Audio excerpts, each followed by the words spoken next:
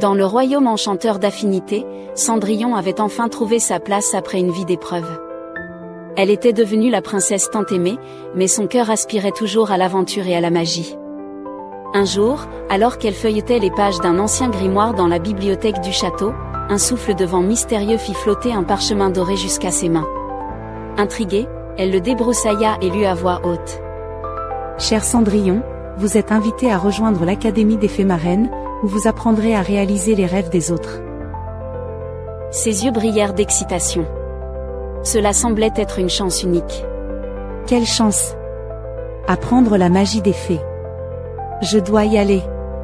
Pensa-t-elle, son cœur battant au rythme des promesses d'aventure à venir. Dès son arrivée à l'académie, Cendrillon fut ébloui par le spectacle qui s'offrait à elle.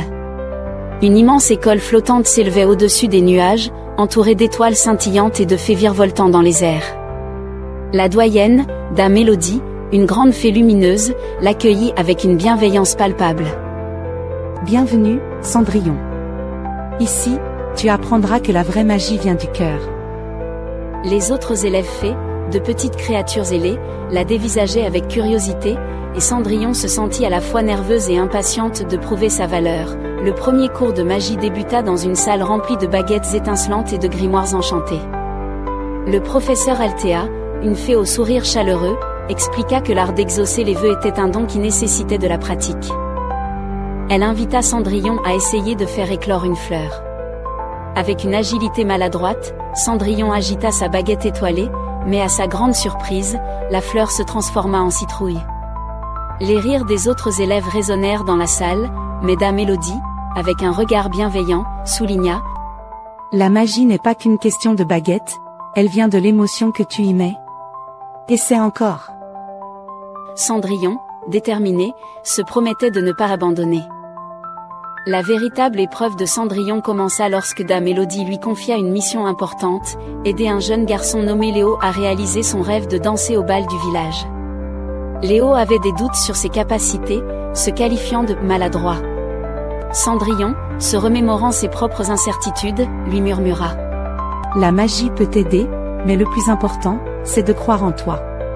Essaie avec moi. » En lui tendant la main, elle l'entraîna dans une danse douce.